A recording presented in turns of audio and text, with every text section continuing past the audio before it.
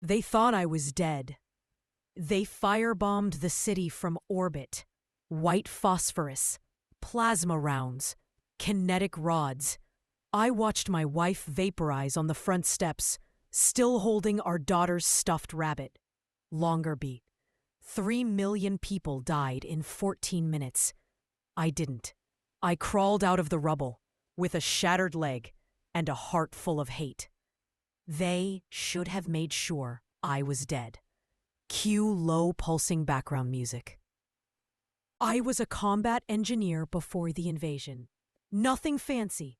Just a guy with grease on his fingers and enough training to wire explosives without blowing off my arms. I wasn't built for revenge. But when everything you love turns to ash, you become something else. I scavenged the ruins of New Mumbai for weeks, hid from patrol drones, ate rat jerky and rainwater. I found survivors. Most didn't last. Disease, starvation, despair. Some joined me. Most didn't believe we could fight back. I didn't blame them. But I had a plan. The Zirathi weren't careful. They were arrogant. They'd bombed us back to the Stone Age, then used our world as a staging ground. Supply depots, forward bases, landing pads for more conquests. And they left it to automated garrisons. No real troops, just bots and off-world command. We were nothing to them. A dead world. A trophy.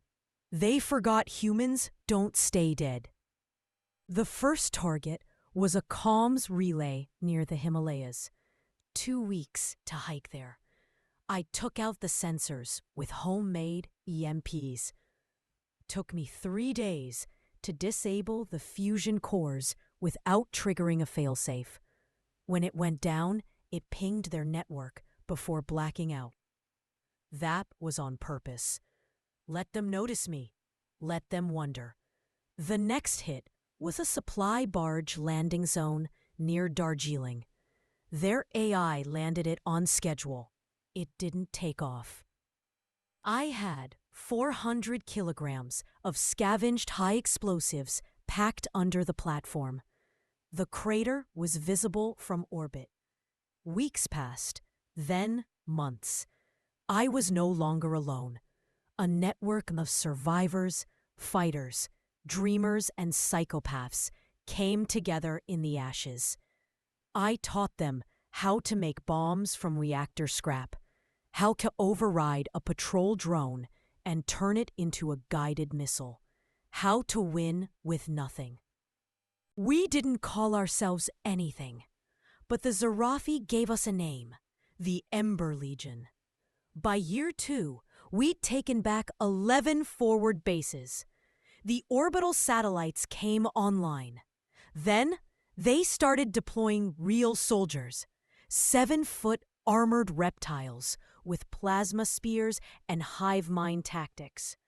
The first time we faced them head-on, we lost 63 people. The second time, we lured them into a canyon wired with shaped charges and buried their bones beneath molten rock. But the most important thing we found wasn't a weapon. It was a prison. Buried under an old military bunker, the Zirathi had built a containment vault. Inside were hundreds of pods, test subjects, humans, some in stasis, some not. I watched one pod flicker open. The girl inside couldn't have been older than 15. Her eyes were cybernetic. Her heartbeat was wrong. She whispered, "Did we win?" before convulsing and flatlining. They were experimenting on us, trying to create something stronger, faster, deadlier. Soldiers that could fight for them. That was when we realized these Zirathi didn't just conquer us. They were trying to harness us.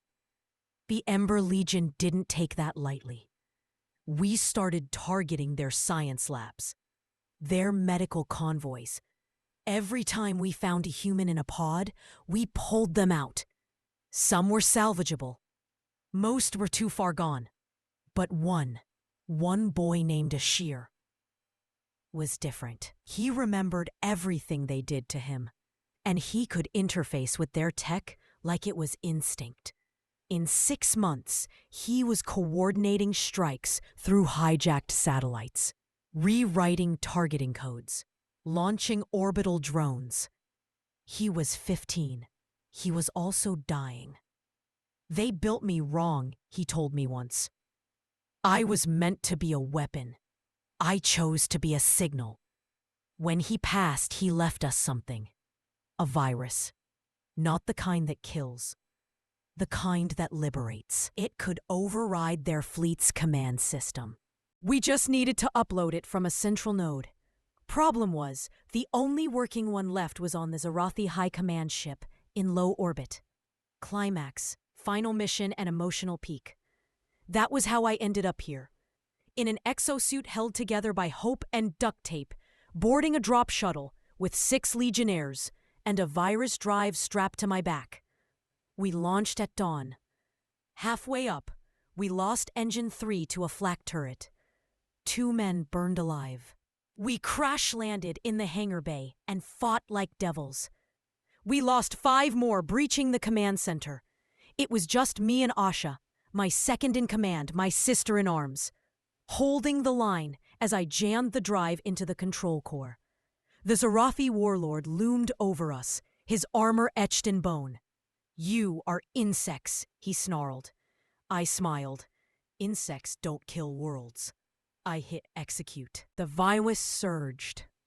The lights dimmed. We heard 1,000 ships stutter in orbit. Confused. Blind. Cut off. Then, silence. Asha didn't make it.